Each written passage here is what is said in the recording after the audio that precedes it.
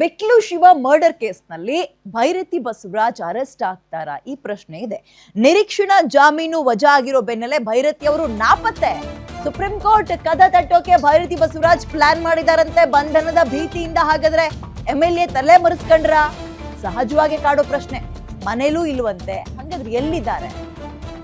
ನಿರೀಕ್ಷಣಾ ಜಾಮೀನು ಅರ್ಜಿ ವಜಾ ಆಗ್ತಾ ಇದ್ದಂತೆ ಎಲ್ಲ ನನ್ನ ಅರೆಸ್ಟ್ ಮಾಡ್ತಾರೋ ಅಂತ ಕಾಣೆ ಆದ್ರ, ಅಬ್ಸ್ಕ್ಯಾಂಡ್ ಆದ್ರ MLA.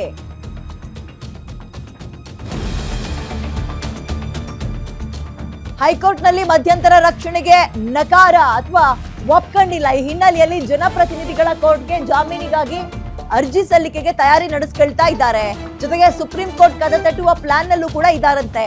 ಬಂಧನದ ಭೀತಿಯಲ್ಲಿ ಸುಪ್ರೀಂ ಮೊರೆ ಹೋಗೋಕೆ ತಯಾರಿ ನಡೆಸ್ಕೊಂಡಿದ್ದು ಸುಪ್ರೀಂ ಕೋರ್ಟ್ ನಲ್ಲಿ ನುರಿತ ವಕೀಲರ ಸಂಪರ್ಕದಲ್ಲಿ ಭೈರತಿಯ ಟೀಮ್ ಇದೆ ಅಂತ ಹೇಳಲಾಗ್ತಾ ಇದೆ.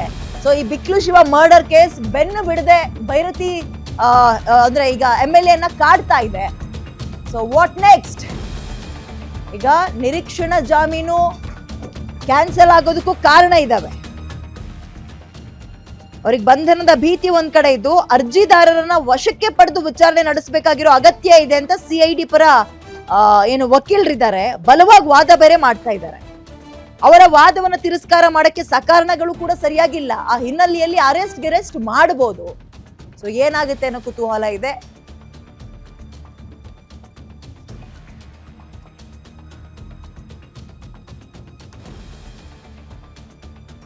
ಮೋರ್ ಡೀಟೇಲ್ಸ್ ನನ್ನ ಕರೆಗೆ ಅಜಯ್ ನೀಡ್ತಾರೆ. Good morning Ajay. ನಿರೀಕ್ಷಣಾ ಜಾಮೀನು ಅರ್ಜಿ ವಜಾ ಆಗೋದಕ್ಕೆ ಕಾರಣಗಳನ್ನು ಏನ್ ಪ್ರಸ್ತಾಪ ಮಾಡಿದ್ದಾರೆ? ಅಂಡ್ ಈಗ ಓಕೆ, ವಾಟ್ ನೆಕ್ಸ್ಟ್? ಅರೆಸ್ಟ್ ಆಗುವ ಅಥವಾ ಬಂಧನದ ಭೀತಿ ಅವ್ರನ್ನ ಬಿಟ್ಟು ಬಿಡದೆ ಎಷ್ಟು ಪರ್ಸೆಂಟೇಜ್ ಅಲ್ಲಿ ಕಾಡ್ತಾ ಇದೆ? ಅವ್ರ ಮುಂದಿರುವಂತಹ ಅವಕಾಶಗಳು ಏನೀಗ? ಖಂಡಿತವಾಗ್ಲೂ ವಿದ್ಯೆ ಏನಂದ್ರೆ ಈಗಾಗ್ಲೇ ಮರ್ಡರ್ ಕೇಸ್ ಆಗಿ ಈಗಾಗ್ಲೇ ಒಂದು 5 ರಿಂದ 6 ತಿಂಗಳು ಕೂಡ ಕಳೀತಾ ಇರುವಂತದ್ದು. ಈ ಒಂದು ಸಂದರ್ಭದಲ್ಲಿ ಕೂಡ ಏನು 15ಕ್ಕೂ ಹೆಚ್ಚು ಜನರನ್ನು ಕೂಡ ಈಗಾಗ್ಲೇ ಏನು ಭಾರತೀನಗರ ಪೊಲೀಸ್ ಕೂಡ ಆಗ್ಲೇ ಅರೆಸ್ಟ್ ಮಾಡಿದ್ರು. ಆನಂತರ ಆ ಒಂದು ಕೇಸನ್ನು ಕೂಡ CIDಗೂ ಕೂಡ ವರ್ಗಾವಣೆಯನ್ನ ಮಾಡಿ ಆನಂತರ ಸರ್ಕಾರ ಕೂಡ ಆದೇಶವನ್ನ ಮಾಡಿತ್ತು.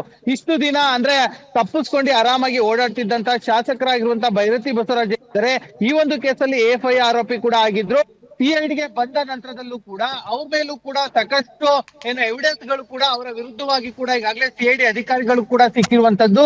ಹಾಗಾಗಿ ಅವರನ್ನು ಕೂಡ ಅರೆಸ್ಟ್ ಮಾಡೋದಕ್ಕೆ ಸಾಕಷ್ಟು ಪ್ರಯತ್ನ ಕೂಡ ಪಟ್ರು. ಆದ್ರೆ ಅವರು ಕೂಡ ಏನು ಕಾನೂನು ಹೋರಾಟವನ್ನ ಮಾಡ್ತೀನಿ ಅಂತ ಹೇಳಿ ಹೈಕೋರ್ಟ್ ನಲ್ಲೂ ಕೂಡ ಏನೋ ಬೇಲ್ ಅರ್ಜಿಯನ್ನು ಕೂಡ ಹಾಕಿದ್ರು. ಸೊ ಹೀಗಾಗಿ ಬೇಲ್ ಅರ್ಜಿಯನ್ನು ಈಗಾಗ್ಲೇ ಹೈಕೋರ್ಟ್ ವಜಾ ಮಾಡಿರುವಂತದ್ದು.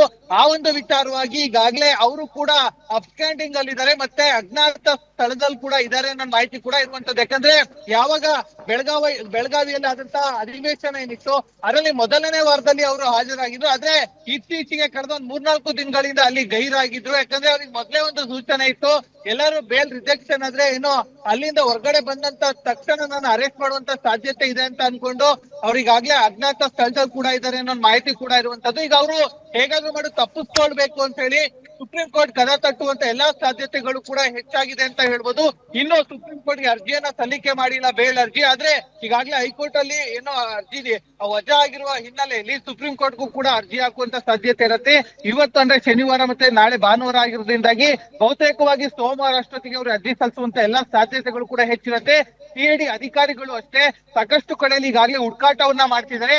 ಈ ಒಂದು ವೇಳೆ ಇವತ್ತೇನಾದ್ರು ಅವರ ಬಂಧನ ಆದ್ರೆ ಇವತ್ತು ನಾಳೆ 2 ದಿನ ಕೂಡ ಅವರು ಪೊಲೀಸ್ ಕಸ್ಟಡಿಯಲ್ಲಿ ಇರ್ಬೇಕಾಗತ್ತೆ ಅಂತಾನೆ ಹೇಳ್ಬೋದು. ಸೊ ಹೀಗಾಗಿ ಸಾಕಷ್ಟು ಕುತೂಹಲ ಮುಟ್ಟಿದೆ ಅಂತಾನೆ ಹೇಳ್ಬೋದು ಈ ಕೇಸ್. ವಿದ್ಯಾ, ಓಕೆ, ಧನ್ಯವಾದ ಅಜಯ್ ಡೀಟೇಲ್ಸ್ಗೆ. ಇನ್ನೊಂದು, ಇವರು ಪ್ರಯಾಗರಾಜ್ ಕುಂಭಮೇಳಕ್ಕೆ ಹೋಗಿದ್ರಲ್ಲ, ಅದರ ಫ್ಲೈಟ್ ಟಿಕೆಟ್ ಕೂಡ ಇವ್ರಿಗೆ ಕಂಟಕ ಆಗುತ್ತೆ ಅಂತಂದ್ರೆ, ಬಿಕಾಸ್ ಈ ಪ್ರಕರಣದ A1 ಆರೋಪಿ ಜಗದೀಶ್ ಜೊತೆಗೆ ಈ ಫ್ಲೈಟ್ ಟಿಕೆಟ್ ಎಲ್ಲರೂ ಒಂದು ಬುಕ್ ಮಾಡ್ಕೊಂಡಿರೋದನ್ನ CID ಒದಗಿಸಿದ್ಯಂತೆ ಸಾಕ್ಷಿಯಾಗಿ. ಸೊ ಅದನ್ನ ಹೆಂಗ್ ಪರಿಗಣಿಸ್ತಾರೆ, ಇನ್ಯಾವ ರೀತಿಯಾಗಿ ಕಟ್ ಹಾಕೋ ಪ್ರಯತ್ನಗಳಾಗತ್ತೆ, ಇವ್ರನ್ನ ಕಾದ್ ನೋಡ್ಬೇಕು.